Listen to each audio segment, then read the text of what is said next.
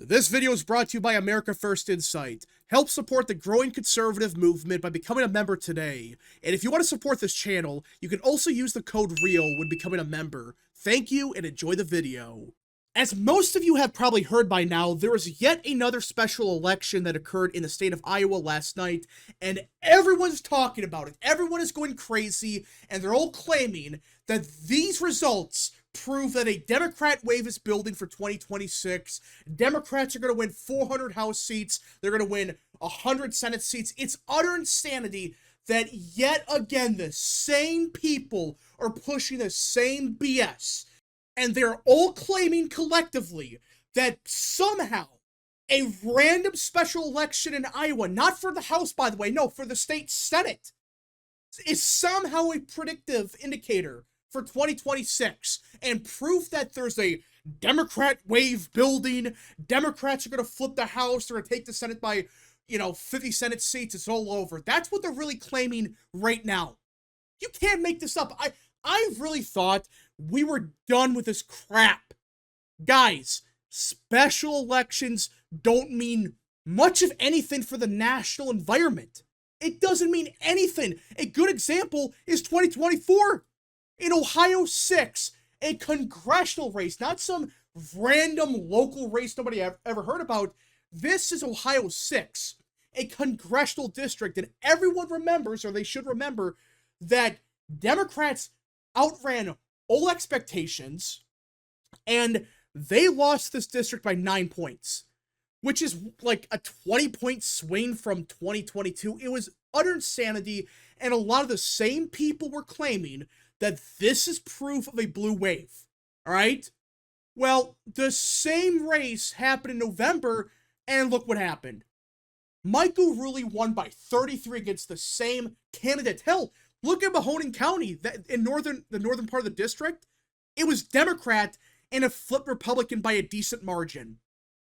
You can't make this up. The same House race swung 20, 30 points in, what is that, like 3 months? You can't make this up. This is real. Special elections usually don't matter, especially these low turnout races that no one cares about. They have low turnout. They don't predict anything. So why are people pushing the same crap again? Why? These same people said in 24, a blue wave is building because of special elections. Yeah, how did that go? You got crushed. In fact, Trump won Ohio by, 12 points. And Mahoning County by over 10. Yeah, I'm sure that there was a blue wave. It's insane that we're still dealing with the same narrative. It never happens. But it doesn't mean that we shouldn't talk about these special elections, because they're still important to look at how things are looking for these low turnout races. Like next year, 2026 is a midterm.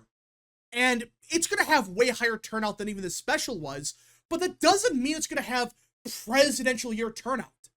And that's a big deal, because the Republican Party in the last 10 years, really the last 5 years, they have become the party of high turnout. The more people that vote, the more Republican the electorate is, which is crazy. Just 15 years ago, the Republican Party begged for low turnout. They're like, oh God, if it's higher than 5% turnout, we're going to lose by 20 points. That's what was happening for years. The Democrat Party, they wanted high turnout. But now, the coalitions are changing so fast that now the Republican Party, basically overnight, has become the party of high turnout. The more people that vote, and the more people that register to vote, the more Republican it gets. And that explains why Democrats do so good at these low turnout races. Guys, nobody voted here. There was a total turnout of roughly, I think it ended up being like 7,600 voters, which is pathetic. This same race in 2022, a midterm, by the way, all right? In a midterm election in 2022, the total turnout was 14,000 voters. The Republican got more votes in 2022 than there were total voters in 2025. This is what people are talking about. Oh, Republicans lost the special election. Yeah, nobody voted. I guarantee you, this was like a D+15 electorate or something crazy like that. The only people that vote in these elections are old-ass white people, right? And we all know that demographic is getting more and more Democrat, and of course, college-educated voters, okay? These groups are Democrat voters. They're getting much more Democrat. So yeah, no shit, there's going to be a massive overperformance, right? So special elections, they don't mean much for the actual national environment per se, but they are important because it does show everybody how are the high propensity voters really voting. And right now, Republicans are getting killed with them, which is not a surprise. But the problem is, they can't win elections. And now it's having consequences because this race, going Democrat, it's a big deal because it broke the Republican supermajority in the state of Iowa. Beforehand, they had a supermajority. They could pass whatever they want. It doesn't matter what Democrats say or do. It doesn't matter. They can do whatever the hell they want. Now, they don't got a supermajority. They still have control, yeah. But they lost their supermajority to do whatever they want to do, and Democrats can't do squat.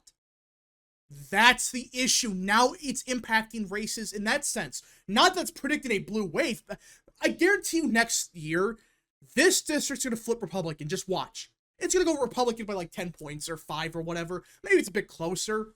But the same thing's going to happen more than likely next year. It's going to flip Republican. It might be closer. But this is not a predictive indicator. It's stupid to predict the elections based off of this one metric. But it does indicate that, yeah, Democrats, they want extremely low turnout. They don't want anybody voting. They only want high propensity voters to vote because these are the results they get. And it's a consistent trend. The lower their turnout, the more Democrat seats get. And it's actually, the higher the turnout for the special elections, the opposite occurs. It gets more Republican. Like in California, like 2 months ago, there were a couple special elections and Republicans outperformed all expectations because it was a very high turnout special election. That should tell you everything. That the higher the turnout is, the more likely it's going to go Republican or at least swing towards the Republican Party. That's why it's a big deal. And Republicans have to wake up. They have to get these people out to vote. If they don't, well, they're going to lose. And that is the number one concern for the GOP next year. Can they get these low propensity Trump voters out to vote? Because if they do, Democrats have nothing. They're not going to get crushed. I shouldn't say that, but they're going to lose next year. If Trump voters vote, you're not going to lose the Democrats. The Democrat Party right now has a 25% approval rating, if that. It's getting lower by the day. And the Republican Party, they're like 40%. Problem is, a lot of people that are more likely to say, yeah, we're fine with the GOP, but hate Democrats, they're low propensity voters, and they don't like Republicans. They just think they're slightly better than the Democrat Party. That doesn't mean they're going to vote. That's why Republicans have to wake up and realize this party has a 20% approval rating, and every day they're finding ways to shoot themselves in the foot. I mean, look at what the Minneapolis mayor said today.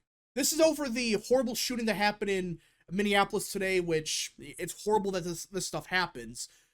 But this buffoon said this. He said, don't just say this is about thoughts and prayers right now.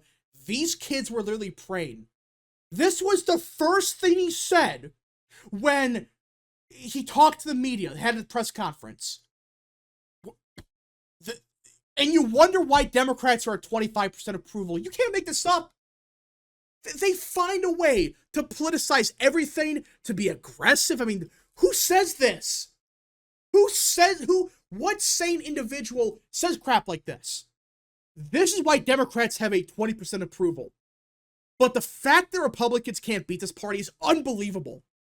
But are you really surprised? This is a very incompetent party. They're inept, they're corrupt, they have no clue what they're doing. They can't even beat this party. This party has a 20% approval. And I know this is a special election, you have different coalitions, I get that. But get your people out to vote. That's how you're going to win 2026. That's how you're going to win 2028. How do you think Trump won in 24? He ran it up in turnout. All right, he got, how many votes again was it? Oh yeah, it was 77 million votes. Which I know people are going to say, oh, Biden got 81 million. That was COVID. That was a COVID year. A lot of weird stuff happened. But Trump ran it up everywhere. He ran it up in every state, every county, every township, across the board. That's how Trump won against Harris. Republicans have to do the same thing. And the fact they're struggling against this party is pathetic. But I do think, at the end of the day, with 2026 being a midterm, it's not a bullshit special election that no one ever heard about, it's going to have higher turnout than this. It's not going to be like 5% turnout and nobody votes. You're going to see people vote. Is it enough to keep the House and stuff? We got to see. But this has to be a wake-up call, because now you are having impacts on our majorities. It's not just some random seat in, say, I don't know, Connecticut or whatever, or like Massachusetts where, yeah, they lose a seat, but no one gives a shit about it. All right? You just lost a super majority in a Trump plus 11 seat by 9. If Republicans can find a way to solve this, which is simple, get their people out to vote. If you do that, you're going to win. You're not going to lose by 20 points everywhere. I'm not saying it's a guarantee or whatever, but this is pathetic. You have to find a way to get these people out and vote, or you're going to keep losing. Even though this race had nobody voting, it doesn't impact anything for the national electorate. It still is an indicator that Democrats have the advantage with these low or these very high propensity voters. They voted every election, no matter what it is. It could be the most random race no one ever heard about, and they would still vote in them. That's who these voters are. They used to be Republican, now they're not. So we'll see what happens, but this is pathetic that Republicans cannot deal with this. There is no excuse at this point. Back in 22 and 23, different story. At least back then, that was when the coalitions were really changing. That's one thing, but in 2025, you're still having these issues? Really? And don't just say, oh, Trump's approval's bad. Okay, it's below water by 4, but it's still way higher than it was in 2017. And in recent weeks, it's been trending upwards. In fact, AP Nork, a very shitty pollster just today, they found Trump's approval the highest he's ever had it, at 45%, which I know, that's AP Nork for you. But Trump's approval is rebounding. It's still way higher than it was in 2020 or 2017, and he is still one of the most popular people in American politics. So you can't just say, oh, it's just Trump being, having low approval. Not for his standards. In fact, for his standards, it's still pretty high. We just gotta get these people out to vote. And these people that even disapprove of Trump, a lot of them hate Democrats even more. They're the skeptical Trump voter.